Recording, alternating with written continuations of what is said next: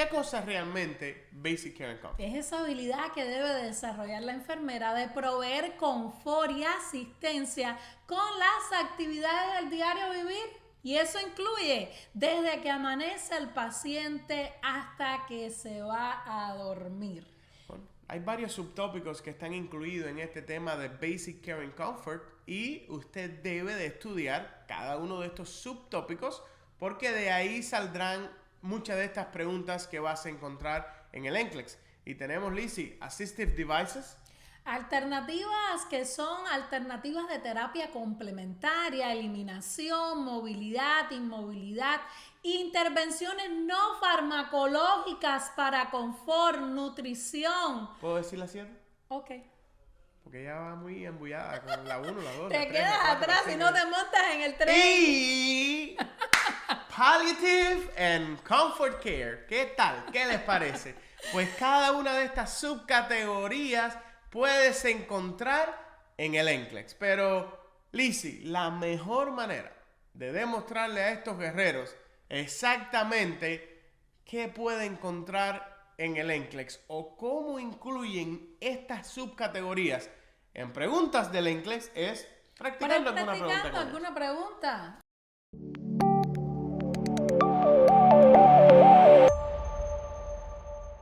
Dice la pregunta: The male client is diagnosed with Guillain-Barré syndrome and is in the intensive care unit on a ventilator. No voy a seguir leyendo porque entonces le voy a regalar los 5 factores de una pregunta NCLEX y eso usted debe de saber cómo identificarlo. Importante que nos dicen que este paciente fue diagnosticado con Guillain-Barré. Recuerden que como los 5 factores de una pregunta NCLEX, si no lo ha visto, hay un video en YouTube que te lo explique también. Es importante identificar esos 5 factores. Primero, ¿quién es tu paciente? Pues tu paciente es un hombre. Dice, a male client. Diagnosticado con Guillain-Barré syndrome. Esto es un diagnóstico médico. Y está en el Intensive Care Unit. Y aquí viene una información muy importante. El paciente está con un ventilator. Esta información de ventilator es importante porque alguna de las respuestas puede ser que tenga relación con esta información. Y aquí viene la información clave que Lizzie le estaba regalando antes de tiempo, que es which cardiovascular rationale explains implementing passive range of motion exercise. ¿Qué dice esta pregunta? Bueno, ¿cuál es la razón por la cual estamos implementando con el paciente passive range of motion exercise? Pero no es cualquier razón. Es cuál es la razón con un objetivo cardiovascular. Esto quiere decir que la respuesta que estamos buscando debe de tener relación con el concepto de cardiovascular. Vamos a analizar respuesta por respuesta. ¿Qué tú crees de la 1, Liz? Yo creo que teniendo en cuenta quién es mi paciente, Rey, el diagnóstico médico que tiene mi paciente y la condición actual, me dicen que actualmente está en Intensive Care Unit y además en un ventilador. Es decir, mi paciente no tiene la capacidad, Rey, de ventilar por sí solo, necesita la asistencia ventilatoria para poder respirar. Pero me están hablando específicamente de un racional que explique una intervención que tenga que ver con la función cardiovascular de mi paciente. Y me ponen como ejemplo la intervención del Passing Range of Motion. Y me dicen en la número 1 que este tipo de ejercicio se utiliza para prevenir el desarrollo de las contracturas. Y esto es verdad. Esto es cierto, pero esa es una razón para explicar o para ayudar al paciente a nivel cardiovascular. Realmente no, tiene que ver con el aparato músculo-esquelético, con la función músculo-esquelética de mi paciente, por ende. Exactamente. Entonces, ¿qué quiere decir esto? Que no aplica. Que esta respuesta número 1 ayuda a prevenir complicaciones musculoesqueletales, pero no ayuda a prevenir complicaciones cardiovasculares. La número 1, bye bye, eliminada. La número 2, me encanta. Te dicen que este paciente está en un ventilator y te dice, the client will feel better if he is able to exercise and stretch his muscles. ¿Cuál es la condición de tu paciente? Realmente eso contradice la descripción de cómo está mi paciente. Dice que mi paciente tiene un diagnóstico médico que tiene que ver con la pérdida de estabilidad motora, de ejercitar, de estirar, de mover sus músculos por sí solo. Y evidencia de eso es, Rey, que está atado o está conectado a una ventilación mecánica. Piense, ¿qué tuvo que haber ocurrido para que un paciente en Guillain-Barré syndrome esté en un ventilator?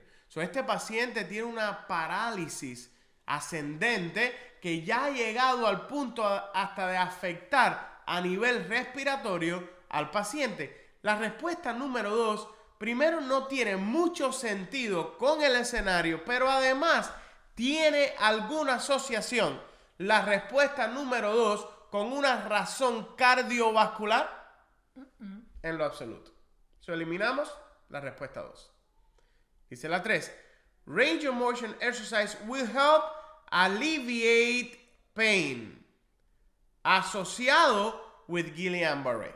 Bueno, primero, esta intervención, el range of motion exercise, no va a aliviar el dolor. Esto no es un analgésico que va a ayudar a aliviar el dolor. Primera razón, que no es la respuesta. Y segunda, tiene algo que ver con una razón cardiovascular. No me hablan en ningún momento que el paciente tiene dolor, Rey. No tiene que ver con el escenario que me presentan en la pregunta. Correcto. Y la 4, que es la última, la única que nos quedó, dice, passive range of motion helps to prevent, palabra clave, DVT, deep vein thrombosis, by movement of blood through the veins. ¿Te están hablando de una razón cardiovascular? Pues sí. Y además, es cierto. ¿Qué hicimos, chicos? Utilizamos el proceso de eliminación para eliminar algunas respuestas y nos quedamos al final con una sola opción que en este escenario tiene sentido con la condición que nos describen en el stem de la pregunta. ¿Bien? Así es. Pues entonces, passive range of motion es aquella actividad en la cual nosotros le damos movimiento a estas extremidades con el objetivo de prevenir deep vein thrombosis. ¿Qué hacemos con estos movimientos que le hacemos a nuestro paciente? Por eso es pasivo, porque él no hace ninguna acción, sino que nosotros somos quienes vamos a movilizar las extremidades de este paciente, pues ayudamos a la circulación, ¿verdad, Rey?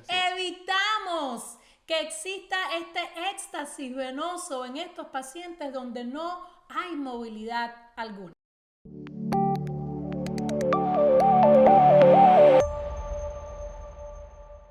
Un adolescente. An adolescent, esto es importante, with cystic fibrosis, diagnóstico médico, has been hospitalized several times. On the latest admission, the client has labored respiration, fatigue, malnutrition, and failure to thrive. ¿Qué tiene tu paciente ahora en la última admisión? Tiene labored respiration, compromiso respiratorio, fatigue, malnutrition y failure to thrive. Which initial nursing actions are most, palabra clave de prioridad, most important. Así es. Pregunta de prioridad. So, si es una pregunta de prioridad, necesitas utilizar una estrategia de prioridad. ¿Cuál estrategia de prioridad pudiéramos utilizar aquí? A ver, los que están en el curso Cómo vencer el NCLEX paso a paso, curso de estrategias, a ver si me pueden decir qué estrategia podemos utilizar en esta pregunta. Una estrategia clave para responder esta pregunta. La número 1, placing the client on bed rest and obtaining a prescription for a blood gas analysis. Ok, interesante esa respuesta. La 2, implementing a high caloric diet, high protein y low fat, vitamin enriched diet and pancreatic granules. Interesante esa respuesta. Esa respuesta ayuda con la nutrición del paciente. Le dice que tiene malnutrition, fatigado. La número 1 ayuda con la fatiga, ayuda con validar un poco esa falta de aire que tiene nuestro paciente o esa respiración laboriosa. Podríamos ir clasificándolo de esta manera porque recuerden, chicos, que aquí debemos de responder acorde a las necesidades de mi paciente. Y por eso es tan importante pensar en Maslow, porque Maslow nos ayuda a priorizar estas necesidades que tiene nuestro paciente. Profe, yo creo que ninguno se ha dado cuenta que la respuesta número 3, al aplicar un oximeter, me va a dar una información objetiva que valida lo que tiene mi paciente. So, la número 3 también tiene una fase, una parte que es un assessment. So, aquí también pudiéramos identificar. Estas respuestas están muy interesantes, Rey, porque dentro de una misma respuesta como la 3 tienes un assessment y una implementación. Oh, muy importante saber cuándo este tipo de respuesta es correcta y cuándo no. Porque hay escenarios donde cuando te mezclan assessment e implementation, no es la respuesta correcta. Así que deben de saber cómo utilizar estas estrategias. Bien. Y la número 4, inserting an IV line and initiating antibiotic therapy. Wow. Súper interesante este escenario. Una pregunta bien difícil. Es una pregunta de prioridad, ¿verdad? ¿Notaron alguna diferencia, alguna relación, alguna similitud entre una respuesta y la otra? ¿Notaron que la respuesta número 1 te dice de obtener una prescripción, obtener una orden médica para que me digan si puedo o no chequear el blood gas analysis, para entonces llamar al respiratory team y que venga y le hagan el Allen test, y entonces después del Allen test le hagan el arterial blood gas, para entonces después mandarle al laboratorio para cuando llegue el resultado? ¿Ustedes ven por dónde voy? ¿Se están dando cuenta lo que está sucediendo con la respuesta número 1? Sí, es cierto, me puede ayudar a validar si este compromiso respiratorio que tiene mi paciente me puede dar un valor objetivo, pero, chicos, esto es una pregunta de prioridad, ¿verdad? Yo necesito hacer algo por mi paciente ahora, en este momento. No tolero una demora. La respuesta número 1 como que está un poco demorona. Delaying patient care. So, podemos eliminar la respuesta número 1. La número 2, excelente respuesta. Wow, qué bien. High caloric diet para un paciente que está malnourished, paciente que tiene failure to thrive, high protein, vitamin rich. Muy, muy interesante esta respuesta. Pero ¿tendrá prioridad la nutrición por encima del problema respiratorio que está presentando mi paciente? Muy bien. La respuesta número 2, utilizando la jerarquía de Maslow, decimos que si le administramos una dieta alta en calorías, alta en proteína, muy buena, con mucha vitamina, pues puede ayudar en el concepto de malnutrition. Me puede ayudar con nutrición. Y sí, nutrición es fisiológico. Así es. La número 2, muy buena esa respuesta. La número 3, aplicar el oxímetro.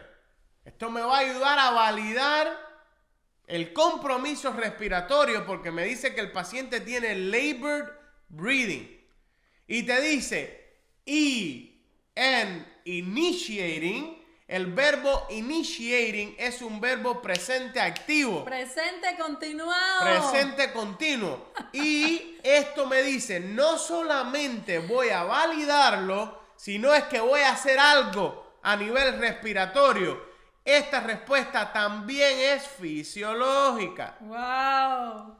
Muy buena esa respuesta. Acción independiente de enfermería. Muy poco tiempo, muy poca demora, acción rápida e independiente de enfermería. Muy bien. Y la 4, insertar un intravenous line y initiating. Tenemos de nuevo la palabra initiating antibiotic therapy. Oh, muy interesante. Antibiotic therapy tiene que ver con infection control. ¿Verdad? Eso tiene que ver con infection. Y esta también es fisiológica. Muy bien. Tenemos 3 respuestas fisiológicas, profesor. ¿Qué voy a hacer? Bueno, primero, ¿cuál es el problema de tu paciente?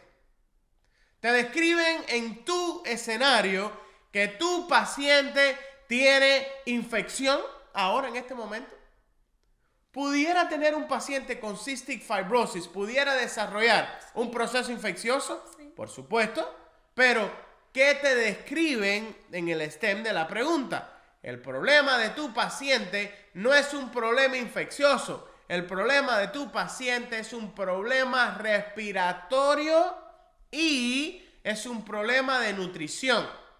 La respuesta número 4 no es que no sea importante, sino es que no va a tener prioridad porque no es el problema mayor en la pregunta. Vamos a colocar, Rey, a este paciente también, como dice la 1, en reposo en cama.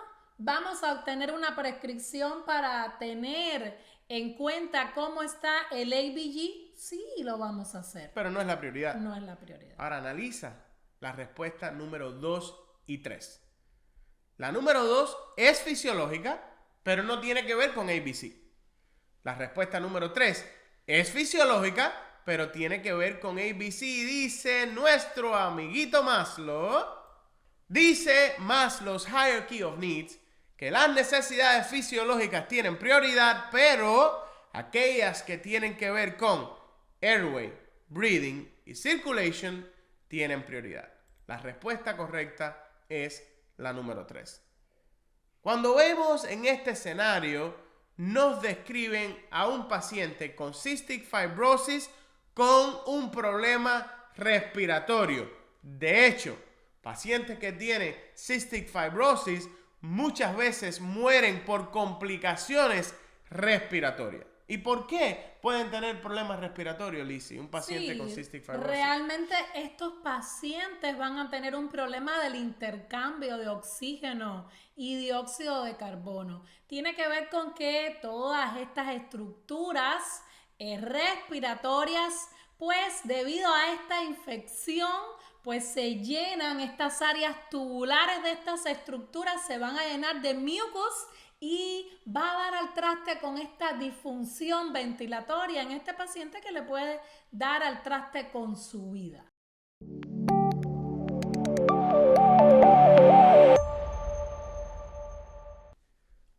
En obese, diabetic client, noten cómo te describen al paciente en este escenario. No solamente tiene diabetes, también es obeso. Pero además, no solamente obeso, diabetic, tiene bilateral leg aching. Tiene dolor en ambas extremidades inferiores, las piernas. Te dice que lo van a empezar o va a empezar una rehabilitación cardíaca. Palabra importante, va a empezar. O sea, Is to start. no estamos hablando de una persona que lleva haciendo este entrenamiento meses. Va a empezar una persona, un paciente obeso y diabético y con dolor en las piernas. A Cardiac Rehabilitation Exercise Program. ¿Cuál es el equipo para ejercitarse este paciente que va a ser mejor, most helpful, que va a ayudar más? Lo que quiere decir esta palabra most helpful es que a lo mejor más de una respuesta es apropiada, pero tienes que identificar cuál es la mejor. Dice la 1, stationary bicycle. La 2, treadmill. La 3, elliptical machine o elliptical trainer. Y la 4, stair climber. Muy interesante estas respuestas. ¿Cuál es la mejor posición para un paciente obeso, diabético, pero además con dolor en las piernas? Una posición de pie o sentado. ¿Cuál ayuda más con el dolor que tiene el paciente?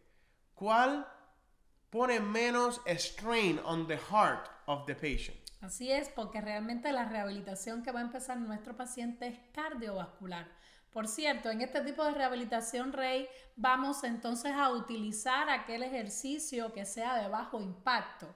Correcto, se dice en inglés non-weight bearing exercise. So, para un paciente extremadamente obeso, pero además que tiene dolor en las piernas, el mejor tipo de entrenamiento es non-weight bearing exercise, que no ponga mucho peso en estas extremidades inferiores.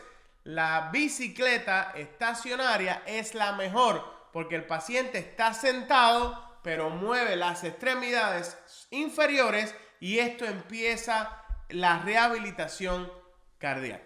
Así es.